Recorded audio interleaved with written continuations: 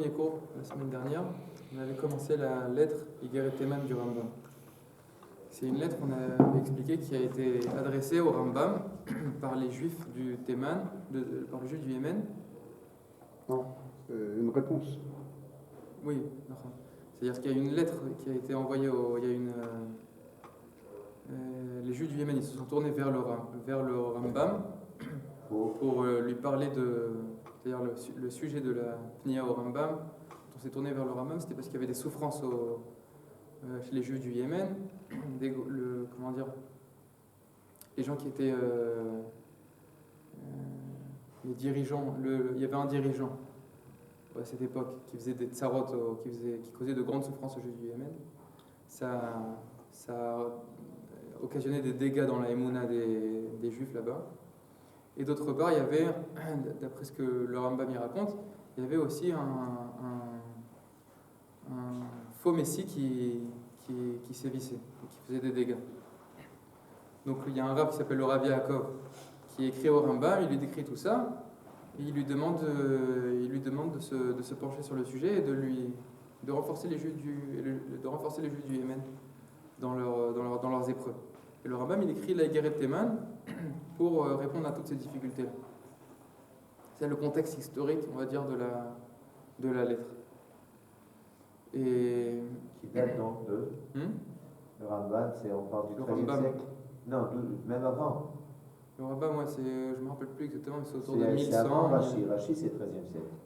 C'est autour de 1100, 1000 quelque chose. D'accord. Je ne me rappelle plus exactement.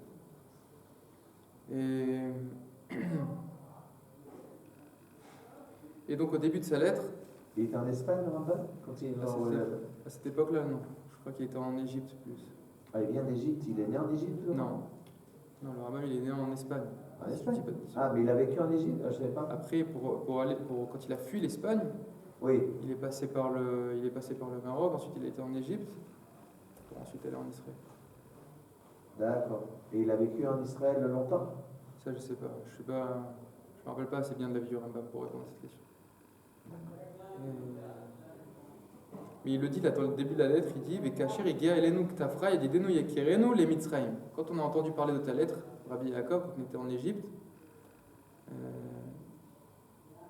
on avait soif d'entendre tes paroles, Rabbi Yaakov. Donc, au moment, en tout cas, où toute cette lettre-là, elle a été écrite après que le Rambam est passé en Égypte. Si on suit la lettre. Où c'est que tu es là maintenant? J'étais au début, juste pour répondre à votre question, j'ai lu une ligne où le Rambam il mentionne le fait qu'il était en Égypte. C'est dans la première page, au 3e paragraphe. Moi, j'ai qu'une page. Non, c'était dans la première page. Ah, dans la première? Oui. Alors, qu'est-ce que c'est? Où c'est que c'est marqué Maranan, Verabanan? Il y a une ligne qui commence par VKHR.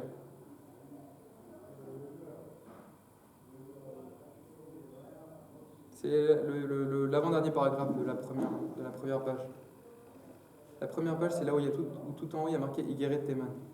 Oui. Alors, l'avant-dernier paragraphe, il y a marqué là-bas VKHR.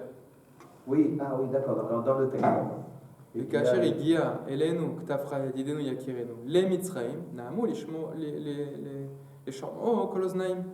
Donc quand Rabbi Yaakov, tu nous as fait peur des difficultés des Juifs du Yémen et tu as envoyé une lettre pour nous parler de tout ça, on avait tous soif d'entendre tout ce que tu as à nous raconter. Quand la lettre elle est arrivée en Égypte. Donc le Rambam ici il mentionne le fait que, en tout cas quand il a reçu la lettre de Rabbi Yaakov, il était en Égypte. Et donc on a dit ensuite, dans la page d'après, c'est la première page, on l'a déjà lu. La page d'après, c'est la page qui commence par Omnam. Je fais un rappel, on a lu toute la page, la dernière fois, vous vous rappelez? Il me semble qu'on avait lu toute la page. Et là-bas, le Rambam, il avait mis le doigt sur quelques points importants. Il dit, toutes ces souffrances que vous endurez, vous les Juifs du Yémen, le fait qu'on essaye de vous écarter de la Torah, de supprimer la religion qui est la vôtre, toutes les souffrances qu'on vous cause, ça rentre sous la catégorie de Chevlei Mashiach, les souffrances avant le dévoilement du Mashiach. Et on avait dit que ça, c'est pas quelque chose de Mouvan Me'elav Bichlal. C'est pas quelque chose de trivial d'affirmer une chose comme ça. On aurait pu dire, non, ça c'est les souffrances de l'exil. Quand on est en exil, le peuple juif, il souffre. Or là, le Rambam, il dit non, c'est les souffrances qui précèdent l'enfantement du Mashiach. Ou Mityaches, le faux. Après, plus tard, dans la lettre. Et. Bon, ça c'est pas quelque chose. Ça, ça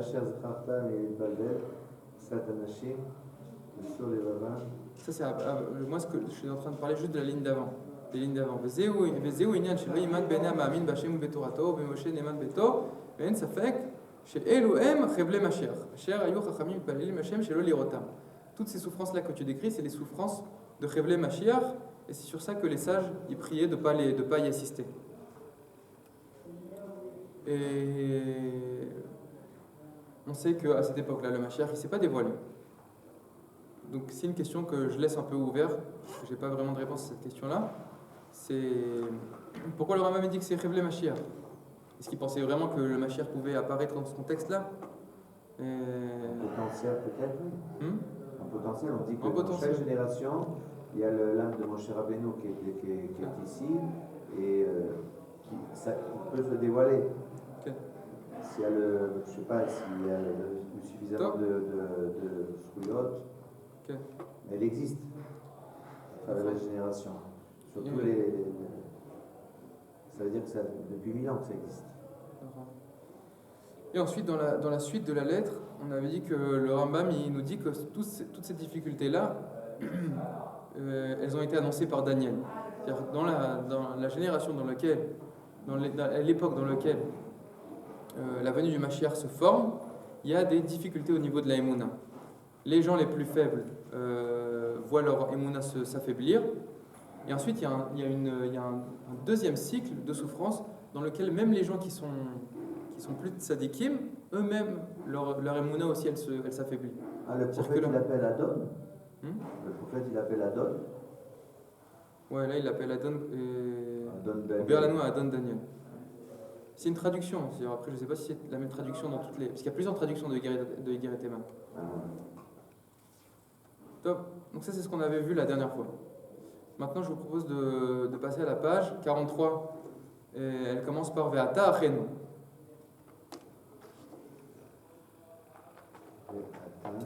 Ve'ata achenu. Et maintenant, mes frères. Nos frères.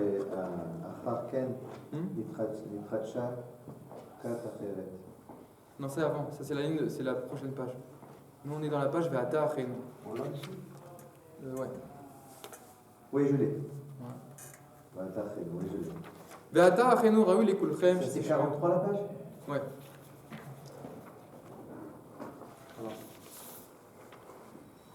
Là, c'est marqué écrit 43. Alors juste, il se trouve que cette page-là, on en a déjà parlé. Pourquoi? Parce que le Rav Tertel, il l'a ramené dans son livre, dans la Mamen Smecha. Spécialement cette page-là. C'est pas toute la lettre de Yigaret Eman, mais on a déjà parlé des idées qui figurent ici.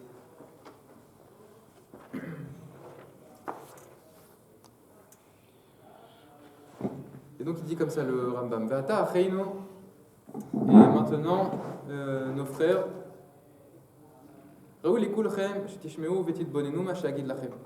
Il convient que vous vous penchez tous sur mes paroles. Enseignez mes paroles même aux enfants et même aux femmes. Et le Rambam, il a dit que cette lettre-là, Bechavana, c'est-à-dire il a décidé d'écrire cette lettre-là en arabe. Pourquoi? Pour que tout le monde puisse la comprendre. C'est pas une lettre qui est adressée aux Talmidei Chachamim ou aux gens les plus élevés spirituellement dans cette collectivité-là. C'est une lettre qui est adressée à tout le monde. Il faut qu'elle soit lue en grande assemblée, même chez les femmes et les enfants. Pour que la émouna qui s'est affaiblie chez eux, elle se renforce. Et pour que se renforce dans leur âme la vérité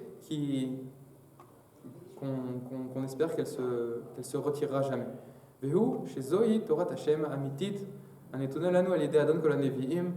La Torah que nous détenons, c'est Torah Emet, et on l'a reçue du maître de tous les prophètes, les premiers prophètes et les derniers prophètes. Moshe Rabbeinu, c'était le plus grand degré de prophétie. Et par lui, on a reçu la Torah. Et à travers cette Torah-là, alors, Akadosh Baruch Hu, Ivdilanu Hashem ba Mikol Bnei Haolam. Regarde, Avraham Avinu, il est compté comme un prophète. Oui, puisque Akadosh Baruch Hu lui parle, il dit l'Archir. C'est pas le plus grand des prophètes. Selon le Rambam, c'est possible que ce soit pas le plus grand des prophètes.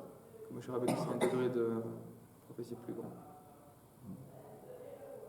Et en tout cas, ici le Rambam il appelle Moshe Rabbeinu Adon Kol HaNevi. Et il dit qu'il nous a donné la Torah, et à travers la Torah, Akadosh Baruch Hu nous a différenciés par rapport aux autres nations. Il y a une autre traduction que moi je préfère, qui a traduit ici qu'à travers la Torah, ce n'est pas que Akadosh Baruch Hu nous a différenciés des autres nations, mais que Akadosh Baruch Hu il nous a haut placés par rapport aux autres nations. Romemanu, il y a une traduction qui dit Romemanu ici, et non pas Ivdilan.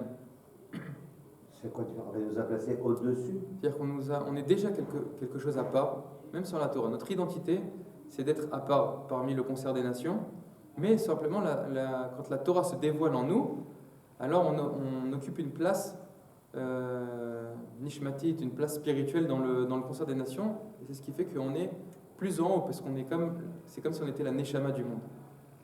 On est quelque chose de plus haut. Quand tout notre potentiel spirituel il se dévoile, à travers le don de la Torah, on est quelque chose de haut placé.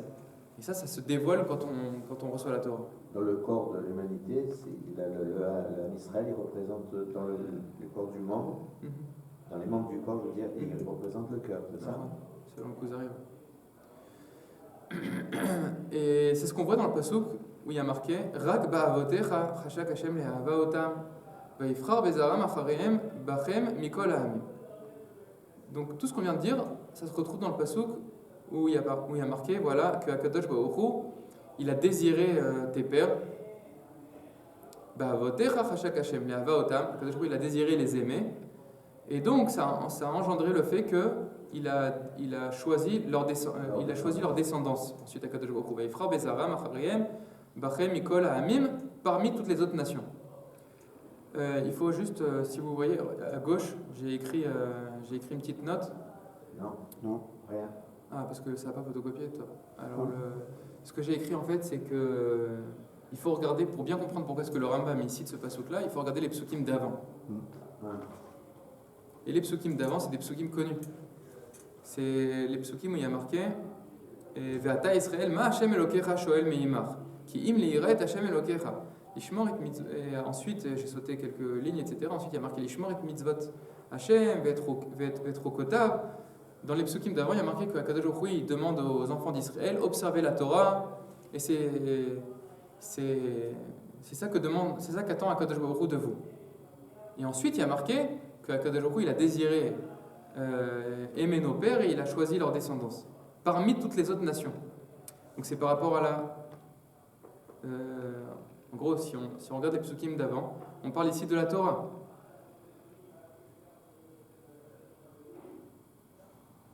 Parce que dans le pasuk qui est cité ici, on ne parle pas de la Torah. Alors, de quoi il veut parler le Rambam de la Torah?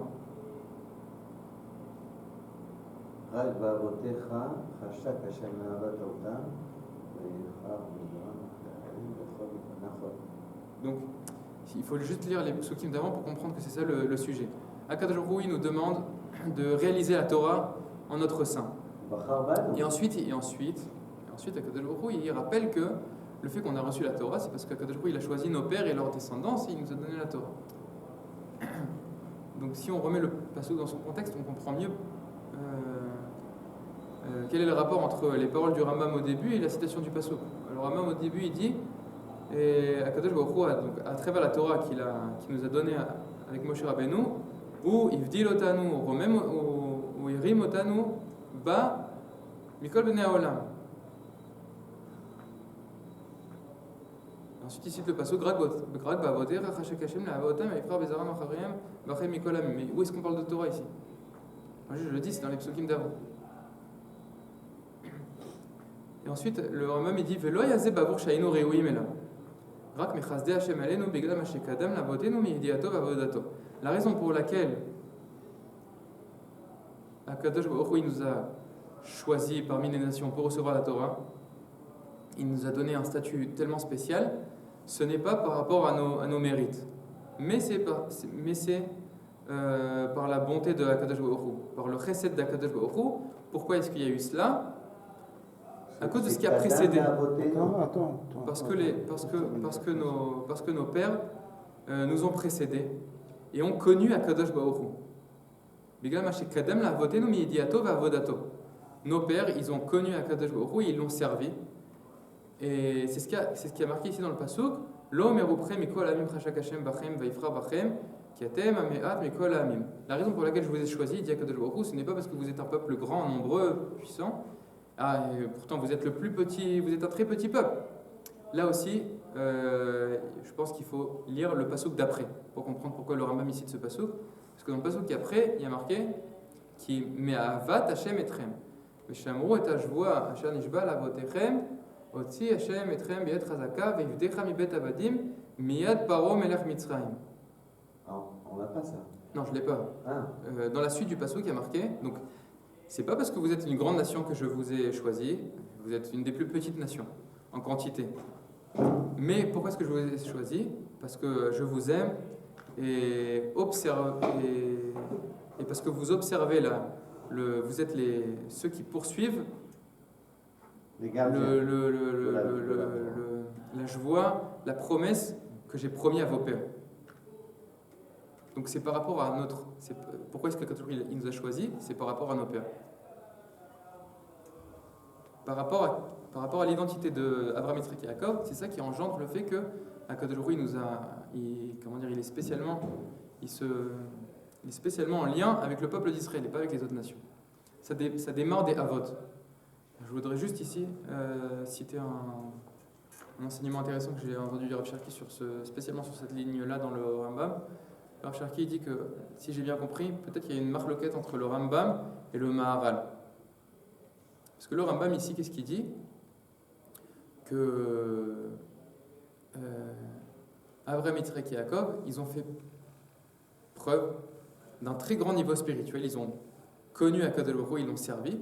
Et c'est ça qui a engendré le fait que, ensuite, Akadosh Baruch Hu, il a choisi leur descendance. Mais selon le Maharal, il y a une autre approche et une autre musique. Dans le Pérek Yud Aleph de Netzach Israël, dans le 11e Pérek, c'est un des chapitres les plus importants dans le livre, là-bas le Maharal il dit que Abraham, c'est une création divine. Donc qui est Abraham? Ça ne dépend pas du tout d'Abraham. Or là, on a l'impression que qui était Abraham?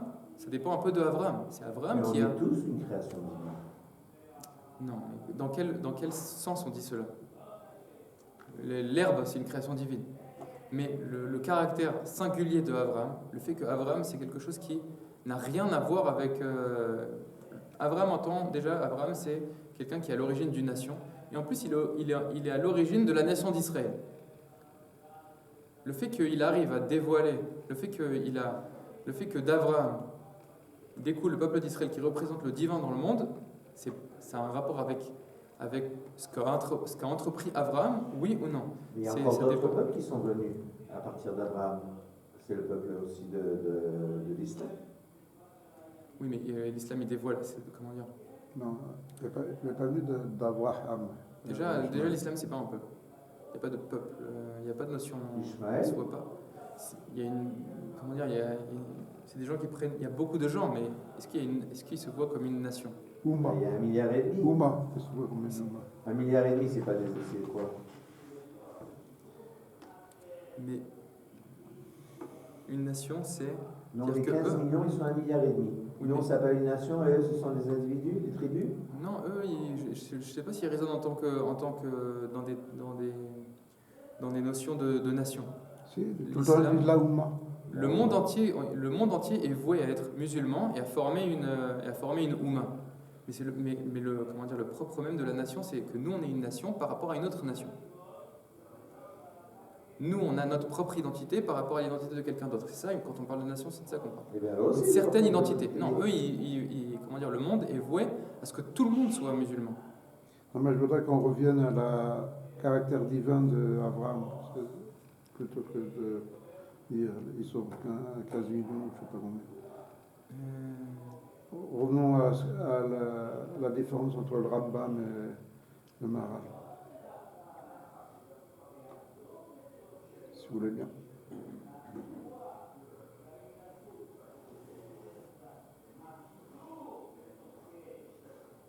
Le nafkamina entre les deux, je ne sais pas si je sais l'expliquer. Moi, j'aimerais comprendre, c'est quoi une création divine? Est-ce que ce qui est devenu Abraham, c'est lié d'une quelconque façon à son libre arbitre? Ou est-ce que ce qu'est Abraham, ça vient entièrement de Akadosh Baruch Hu?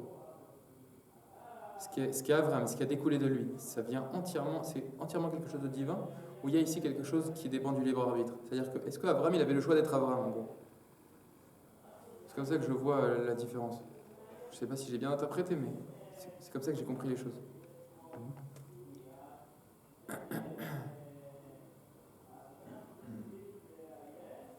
Et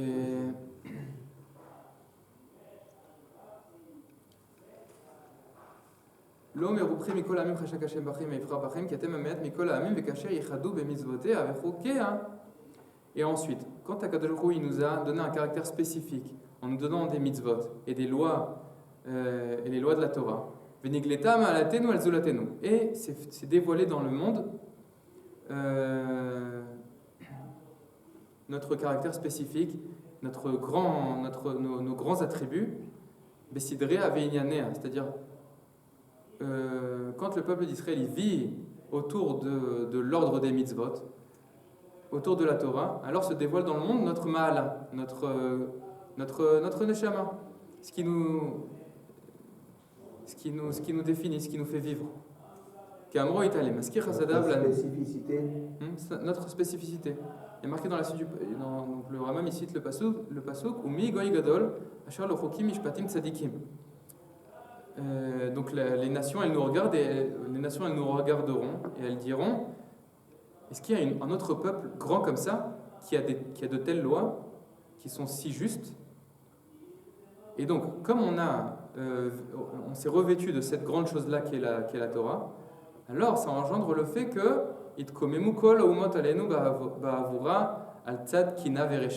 c'est ce qui a engendré le fait que les nations se dressent contre nous avec jalousie et méchanceté. Et c'est ce qui engendre le fait que les nations elles se saisissent pour venir nous affronter. Al-derech Hamas va fesha. Et elles font pas ça avec moralité, mais elles viennent vraiment nous porter atteinte à nous et nous faire du mal. Leur véritable volonté, c'est de se dresser contre Akadosh Baruch Hu. C'est pas quelque chose qu'il faut faire. Velo ayazman, mais adata. Et il n'y a jamais eu un moment depuis le don de la Torah jusqu'à aujourd'hui, Shelo Sam Kol Melech Az, tout roi féroce, Oish Racha Mitgaber, ou tout grand rachat, un de ses principaux projets, c'est de porter atteinte au peuple juif et de le détruire. Rishit Kol Kavanotav, Vacharit Mitzvotav, donc le début de toute son entreprise et la fin de toute son entreprise, c'est détruire notre Torah, Velintot Datenu, et de briser en miettes notre religion, avec une force militaire, et en ayant le dessus militairement. Et c'est ce qu'on fait Amalek, Sisra, Sancheriv, Nebuchadnezzar, Titus, Véadrianus et tous leurs semblables. C'est un des deux types de mal qui est dirigé vers le peuple d'Israël. Là, on a parlé des attaques militaires qui sont engendrées, qui sont tournées vers le peuple d'Israël. Ensuite, il va nous parler des attaques spirituelles. Ça, c'est Amalek. Amalek. Oui, Amalek, qu'est-ce qu'il vient faire? Il vient détruire le peuple d'Israël avec l'épée. Il y a d'autres formes d'attaque, on en a parlé quand on a parlé de Hamim Smecha, il y a d'autres formes d'attaque qui sont dirigées vers le peuple d'Israël, qui sont plus spirituelles. Ici, on parle de Kol Keli Yutzer Aleich Lo Yitzlach, c'est-à-dire qu'il y a des C'est physique. Il y a des attaques physiques qui sont tournées vers le peuple d'Israël. Et donc si on résume juste, le point le plus important dans ce qu'on a dit ici dans le texte du Rambam, c'est que l'affrontement, l'opposition des nations envers Israël, où est-ce que cette opposition prend sa source? La réponse, c'est que les nations sentent que chez le peuple d'Israël, il y a quelque chose de spécial. Il y a une dimension spirituelle qui n'existe pas dans le reste des nations. Il y a quelque chose de spécial qui se trouve dans le peuple d'Israël. Notre identité est spécifique et singulière. Et si on va plus loin, juste, on sort un petit peu du Rambam, mais si on va plus loin, si on passe plutôt dans le monde du Maharal, le Maharal, par exemple, dans le 14e chapitre, il nous dit quelque chose d'intéressant. Je voudrais, à ce sujet-là, rappeler les paroles du Maharal. Le Maharal, il dit que... 14e chapitre de quel livre? Le 14e chapitre de Netzach Israël. Il y a deux phrases importantes qui sont connues dans le peuple juif. On dit que nous sommes appelés hommes et les nations ne sont pas appelées des hommes. Atem kruim adam, ve'enu mot haolam kruim adam. Ça, c'est un premier principe qu'on connaît. Le deuxième principe qu'on connaît, c'est dans les Pirkei Avot qu'on dit que Chaviv Adam shenivra Betselem.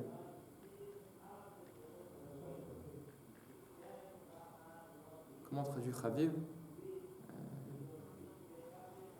Aimé. Il est chéri, il est aimé, l'homme qui a été créé à l'image de Dieu. Donc quand on parle de Adam, on parle de l'homme, on parle d'Israël. Et le Maharal, il explique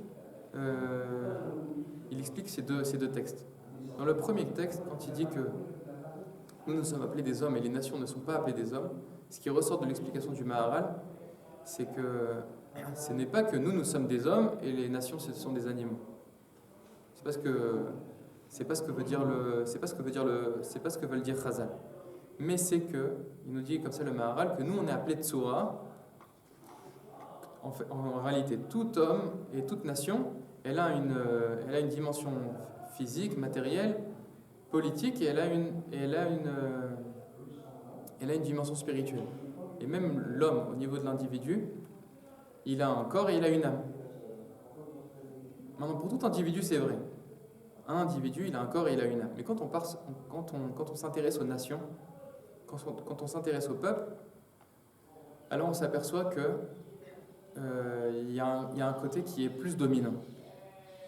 Chez les nations, le côté matériel et réel politique, il prendra toujours le dessus sur l'aspect spirituel.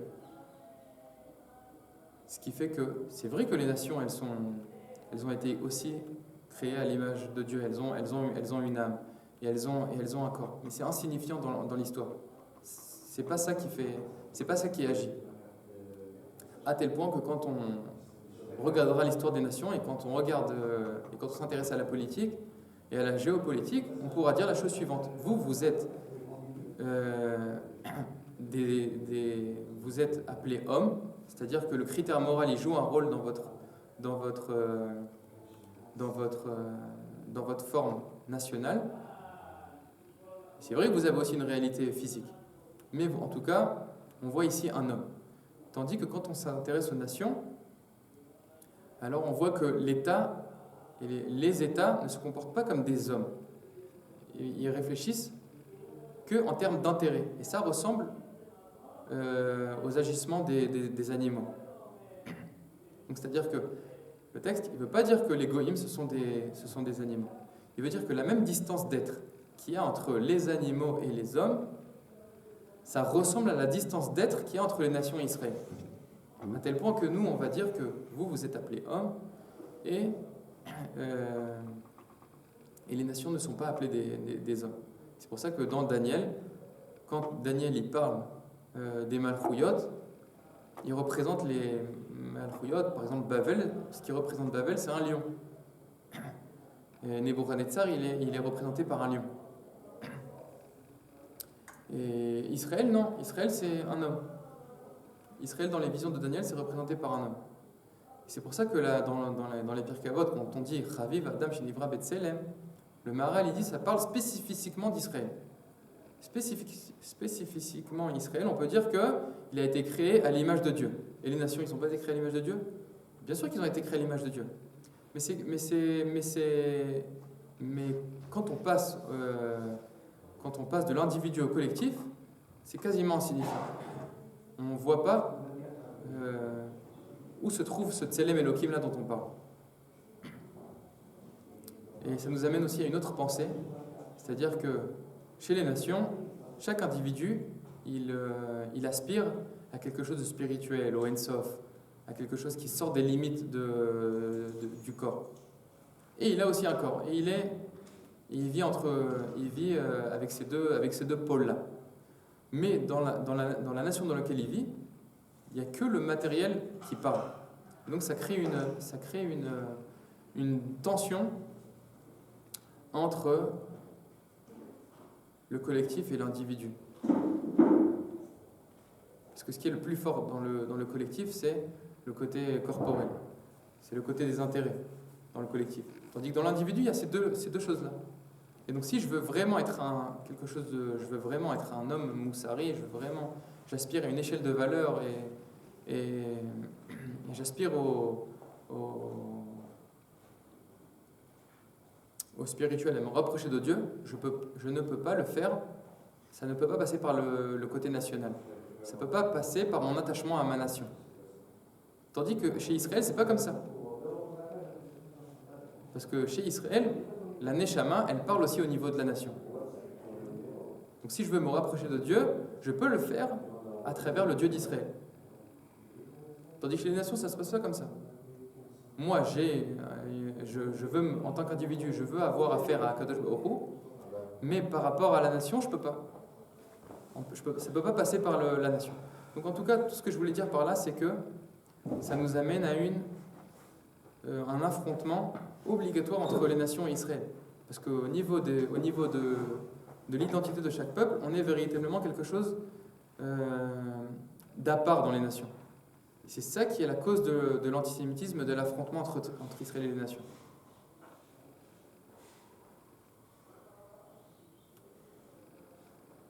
En quoi le fait qu'on existe, qu'est-ce qui a obscurci, qu'est-ce qui aveugle les autres nations, qui les rend canaïm et qui nous haïssent? Qu'est-ce qui fait qu'ils ne voient pas l'intérêt d'Israël dans le monde d'une façon globale? Il y a une chorma chez les goïms. Il y a des grands philosophes, à travers même l'histoire, il y en a qui prennent le temps de regarder ce qui s'est passé il y a plusieurs siècles et tout. Il y a des gens qui réfléchissent. La réponse, c'est que c'est justement parce que les gens qui réfléchissent, ils peuvent voir la grandeur d'Israël. Mais là, quand on essaie de s'intéresser aux masses, ce qui parle, ce n'est pas l'intellect, c'est l'instinct. Et l'instinct, qu'est-ce qu'il sent? Qu'est-ce qu'il sent, l'instinct? On les menace. On est une menace, en fait. Non, on est un corps étranger dans le monde. Pour reprendre une parabole du Rav Cherki, c'est comme si un poussin noir se retrouve parmi des poussins jaunes. Qu'est-ce qui va se passer? Qu'est-ce qu'on va lui faire un autre exemple. Un canard noir, qui se retrouve au milieu de canards jaunes. Qu'est-ce qu'ils vont lui faire, les canards jaunes aux canards noirs, au vilain petit canard? Ils vont lui faire des gros problèmes. Qu'est-ce que tu fais là, toi? Mais c'est instinctif. C'est instinctif. Si Israël s'installe profondément dans le monde et dans la géopolitique, ça remet en cause l'ordre du monde. Totalement. Mikan ve'elach, à partir de là, l'histoire, elle ne peut plus suivre son cours ordinaire. On reprend juste parce que c'est quand même très important ce qui dit le Maharal. Je voudrais, de manière plus succincte, revenir sur ce qu'on a dit au nom du Maharal. On a dit au nom du Maharal qu'il y a deux textes très connus chez nos sages qui parlent de la spécificité d'Israël. Le premier texte, on a dit, c'est dans plein d'endroits dans Netzach Israël. Je n'ai pas eu le temps de récolter les différents endroits où ça se trouve, mais le Maharal dit la chose suivante. Il y a une Gemara qui dit Chaviv Adam, dans les Pirkei Avot, c'est marqué Chaviv Adam Shinibra B'Tselem. Il est chéri, il est aimé, l'homme qui a été créé à l'image de Dieu. Ensuite, il y a marqué Chiba Yetera Nodaat. Et il y a un autre texte qui nous dit vous, Israël, vous êtes appelés hommes et les nations ne sont pas appelées des hommes. Atem Kruim Adam, Ve'en Umot Haolam Kruim Adam. C'est un texte très connu. Vous êtes appelés des hommes et les nations ne sont pas appelées des hommes. Donc il y a beaucoup de... Le Rav Ashkenazi aussi parlait beaucoup de cet enseignement-là. Mais nous, on va s'arrêter ici sur l'interprétation du Maharal. Le Maharal, il dit, ne crois pas que cette phrase-là, qui nous dit « vous êtes appelés hommes », veut nous dire que les Umot Haolam sont appelés des animaux, que ce sont des animaux. C'est pas ça qu'elle veut dire la Gemara. La Gemara, elle ne veut pas dire « ah, vous êtes des hommes, et les hommes, et les nations, les goïms, ce sont des animaux ». Si nous, on est appelés des hommes, alors oui, comment ils sont appelés ? Des animaux. C'est pas ça que le Maharal il dit, c'est pas l'interprétation ici. Le Maharal il dit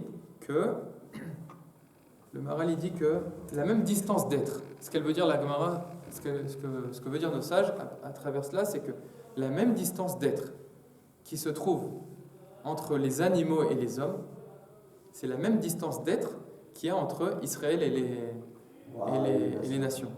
Il faut juste avoir en mémoire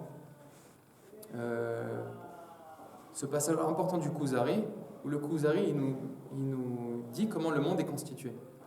Et le Kuzari il dit que tout d'abord il y a les minéraux, ensuite il y a les êtres vivants, les minéraux, la végétation, les êtres vivants, les hommes, comment le Kuzari il appelle les hommes, Medaber, et au-dessus de ça qu'est-ce qu'il y a ? Moshe Rabbeinu, le prophète. Et la prophétie c'est, en gros c'est Israël qui est représenté par Moshe Rabbeinu. Mais c'est une autre sorte d'être, puisque c'est au-dessus du Medaber. Et le Rav Ashkenazi, il dit dans La Parole et l'Écrit, je me souviens plus où, mais je sais que je l'ai lu dans La Parole et l'Écrit, que quand on découpe comme cela la création, comment c'est organisé ? C'est organisé de ce qui parle le moins à ce qui parle le plus. Le domème, les minéraux, c'est ce qui est muet. Domème, c'est ce qui ne fait pas de bruit. Et c'est comme ça qu'on dit les minéraux. C'est ce qui parle le moins. Si à Chassadeh, la végétation, il y a quelque chose qui se fait entendre du mouvement des feuilles. Il y a un petit son. Les animaux, ça parle encore plus. Et l'homme, il est appelé le Medaber. Et le Navi, c'est le plus haut niveau d'expression qui puisse être. Et il a apparu la première fois à Moshe Rabbeinu dans le Siyar, dans le... Il y a un lien, que c'est en lien. Peut-être qu'il y a un lien, je ne sais pas, pour dire que c'est un endroit où ça interpelle, quoi. La buisson, une voix du buisson qui a rapport avec le Chai Medaber, ça saute des étapes. Là. Et d'ailleurs, le Rav Tzouda, il dit pourquoi est-ce qu'on appelle un prophète Navi ? C'est par rapport au passage qui dit Borin Niv Svatayim. Je ne sais pas exactement comment traduire cette expression-là, mais en tout cas, le Rav Tzouda, quand il parle de la névoie, il dit qu'est-ce que c'est qu'un Navi ? C'est quelqu'un qui parle et qui parle et qui parle et qui parle au nom de Dieu. Il parle. C'est ça la nature du prophète. Tout ça pour dire que le peuple d'Israël, c'est une 5e catégorie dans la création. Et là, on connaît quelque chose d'autre. Je rappelle toujours cette phrase-là du Rav Cherki, que les nations, on appelle ça Umot Haolam, les nations du monde. Alors nous, qu'est-ce qu'on est ? On est comme une nation en dehors du monde. C'est comme si nous, on était un peu encore étrangers. On vient du Olam Haba et on nous a introduits à l'intérieur du monde. Et c'est pour ça que le Maharal, il dit, la même distance d'être, la même différence de nature de vie qu'il y a entre les animaux et les hommes, c'est la même différence d'être qu'il y a entre Israël et les nations. Pourquoi ? Alors là, on arrive au deuxième texte qu'on a cité. Dans le deuxième texte qu'on a cité, qu'est-ce qu'on a dit? Chaviv Adam Shenivra Betselem. Il est chéri, il est aimé, l'homme qui a été créé à l'image de Dieu. Et le Maral il dit alors quoi? Les nations, ils n'ont pas été créées à l'image de Dieu? Il n'y a pas de Neshama chez le Goy, il n'y a pas de monde spirituel chez le Goy. Le Maral il dit oui. Chez tout le monde, tout homme, il a été créé à l'image de Dieu. Et la preuve, c'est qu'un homme, il peut décider, pour X raisons, parce que ses parents ou ses grands-parents ou peu importe pourquoi, qui le fait pousser, et il peut rentrer dans le judaïsme, il peut se convertir. Et à ce moment-là, acquérir une neshama supérieure en Kaviachol, je ne sais pas comment dire. Mais c'est quelque chose que de monter, ou bien qu'un être humain, il se comporte comme un animal, et qui perd toutes les notions. En tout cas, il a des mitzvot. Le Goy, Kadosh Baruch Hu, il a donné 7 mitzvot. Ça veut dire que tu as quelque chose qui te permet de garder ton niveau spirituel et de t'élever. Il y a même un texte dans Tana Develiao qui dit tout homme a le roi HaKodesh selon ses actions. Tout homme peut accéder au roi HaKodesh selon ses actions. Ça veut dire que, comme le Rav Kook qui rappelle dans beaucoup de ses écrits, entre les individus dans le monde, entre un individu hébreu et un individu d'une autre nation, c'est possible que tu verras pas de différence. Au niveau de l'entité collective, c'est là où se joue toute la différence. Pourquoi?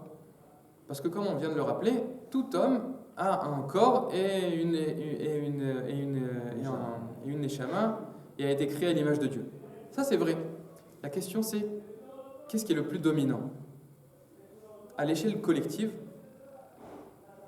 à l'échelle des nations, à l'échelle de l'histoire des nations, ce qui dominera toujours chez les nations, c'est le côté corporel, la réelle politique, les intérêts, etc. C'est ça qui prendra toujours le dessus, à tel point que dans le côté dans l'histoire des nations, tu ne trouveras pas quelque chose une échelle de valeur morale qui régit l'histoire des nations. Tu ne trouveras pas une telle chose. C'est toujours les prérogatives du monde matériel qui prendront le dessus sur le spirituel. Et donc, nous dit le Maharal, quand dans les Pirkei Avot on nous dit Chaviv Adam Shenivra Betselem, on parle spécifiquement du peuple d'Israël. Toi vraiment, Israël, tu as été créé à l'image de Dieu. Et pour les nations, au niveau du collectif, c'est moins vrai, voire pas du tout vrai. Tout ce qu'on vient de dire, c'est important aussi de le comprendre, ça nous explique une autre différence. C'est-à-dire que si je suis Goy, j'ai en moi un corps, et j'ai aussi en moi un monde spirituel. Et j'aspire à être quelqu'un de moral et à me construire une spiritualité. Mais je ne peux pas le faire à travers l'histoire de ma nation, à travers l'histoire de mon peuple. Ça ne passera pas par mon attachement au peuple. C'est pas comme ça que je construirai cela. Tandis que pourquoi? Parce que quand je m'intéresse à l'histoire de mon peuple et quand je me tourne vers mon peuple, justement, ce Tselem Elohim là, je le retrouverai pas. Tandis que chez Israël, c'est pas comme ça. Et au niveau du collectif, et encore plus au niveau du collectif, et au niveau de l'individu, je retrouverai toujours ces deux pôles-là, Tselem Elohim et le côté matériel. Et à travers mon peuple, je peux me construire. Parce que là-bas, la Neshama, elle parle toujours. Elle parle encore plus. À travers le Beth Amikdash, à travers les Névois. Ça commence par le collectif. Ça arrive aussi à l'individu. Donc il n'y aura pas de tension entre l'individu et le collectif. Tandis que chez les nations, quand le nationalisme il s'enracine, ça devient un fascisme. Et il y aura toujours des individus qui sentiront en eux quelque chose de vrai, de profond, qui dira contre cela, je me révolte. Ok. Top. C'est un nom. Exactement.